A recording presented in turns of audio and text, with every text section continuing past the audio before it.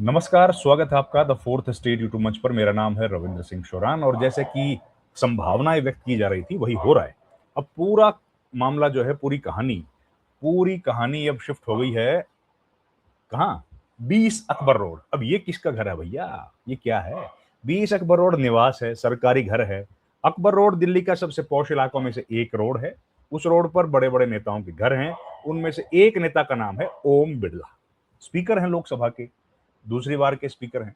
तो उनका घर है और उस घर के अंदर और उस घर के बाहर देश की राजनीति की निगाहें लगी हुई है। क्यों लगी हैं? क्योंकि ओम बिरला के घर पर पहुंच गए हैं सारे तृणमूल कांग्रेस के बागी सांसद। वो तो पहुंच गए। क्यों? वो पहुंचे हैं कहने के लिए कि जी हमको तो आप अलग से एक गुट बना दीजिए, हम लोग अब ममता बनर्जी वाली पार्टी के साथ रहना नहीं चाहते हैं, तो आप हमें अलग गुट के तौर पर मान्यता दे दें। वो अपनी गुजारिश लेके गए हैं। तो जैसे ही वो लोग पहुंचे तो पीछे पीछे एक और गाड़ी आ गई। उस गाड़ी में सवार थे दो और सांसद।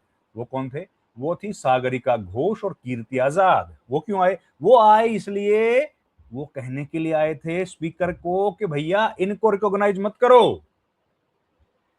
ओम बिरला जी, आप इनको रिकॉग्नाइज मत कीजिए। हमारी जो पार्टी है वो इनडिविजिबल है, वो डिवाइड नहीं हो पाएगी। क्यों? क्योंकि हम सब ने 28 सांसदों ने एक टिकट पर चुनाव लड़ा, एक चुनाव चिन्ह पर लड़ा था तृणमूल कांग्रेस के।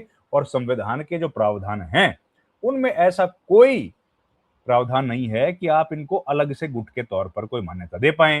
तो आप ऐसा काम ना करें। वो अपनी गुजारिश लेके गए थे। बाहर निकली तो बात हुई दो सांसदों से। दो कौन थे? एक कीर्ति आजाद और एक सागरिका घोष। कीर्ति आजाद लोकसभा के सदस्य हैं और सागरिका घोष पूर्व पत्रकार है, राज्यसभा के सदस्य हैं। दोनों ने क्या बोला पहले वो सुन लीजिए, उसके बाद आगे की कहानी बता। ये सुनिए कीर्ति आजाद।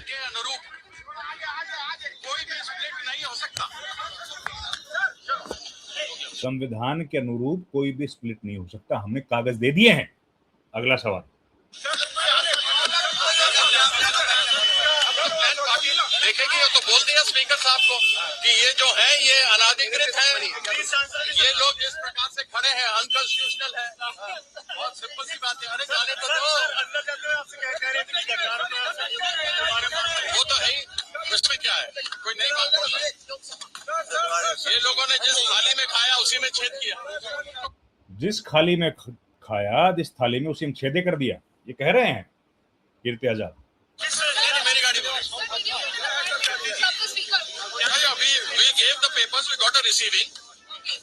हमने रिसीविंग ले ली है और अपनी आपत्तियां दर्ज कराने के लिए जो चिट्ठी थी वो वहां जमा कर दी है।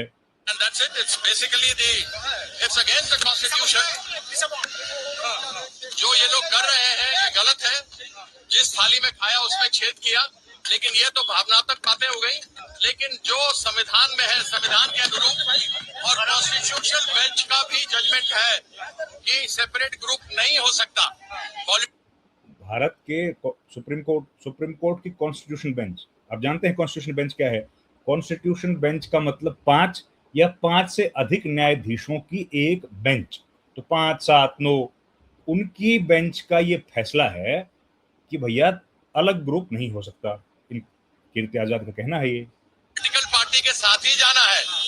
आपको पॉलिटिकल पार्टी के साथ ही जाना पड़ेगा। मतलब पॉलिटिकल पार्टी कौन सी है? तृणमूल कांग्रेस। और ये जाना चाहते हैं अलग गुट बना के। तो यार सब कुछ है, कॉन्स्टिट्यूशन में है।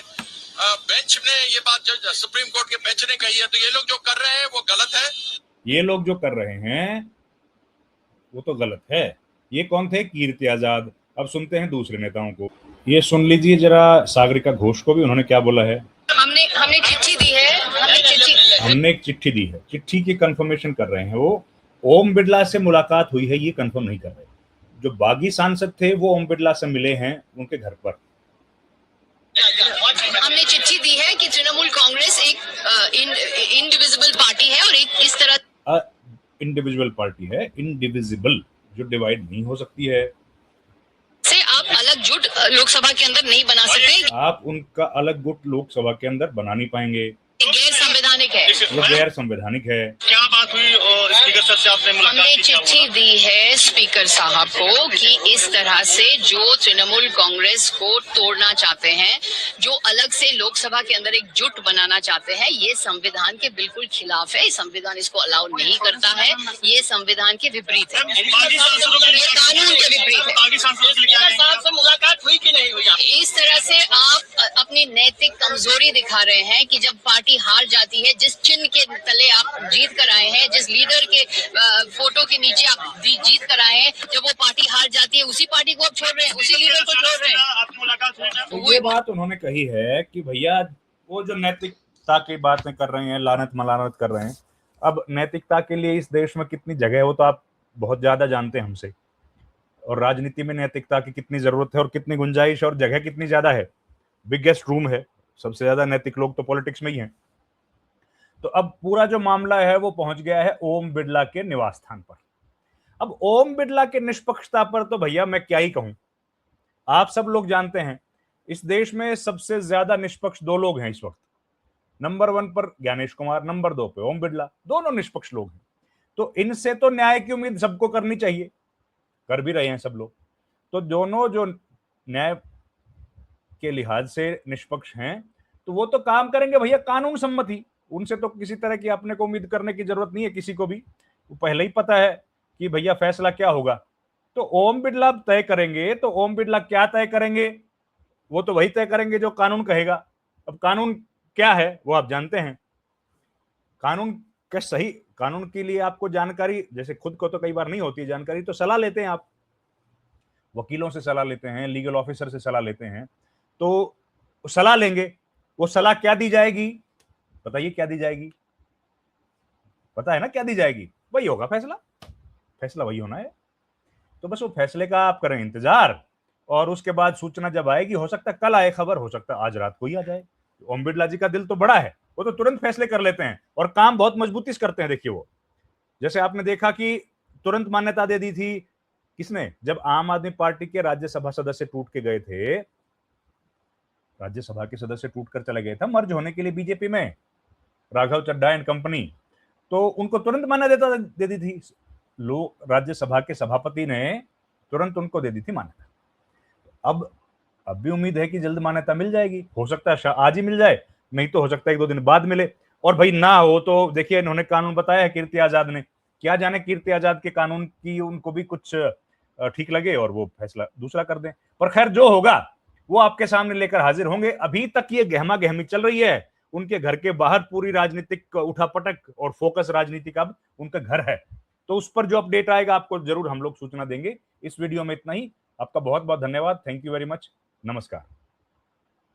आपसे रिक्वेस्ट है हमारे चैनल को आप प्लीज लाइक करें, शेयर करें, सब्सक्राइब करें, संभव हो तो हमारे चैनल को प्लीज ज्वाइन भी कर लीजिए, उससे हमें आर्थिक मदद प्राप्त होगी। आपकी छोटी सी आर्थिक सहायता हमारे लिए बड़ा वित्तीय सहयोग होगा। आपका बहुत बहुत धन्यवाद दोस्तों, थैंक यू।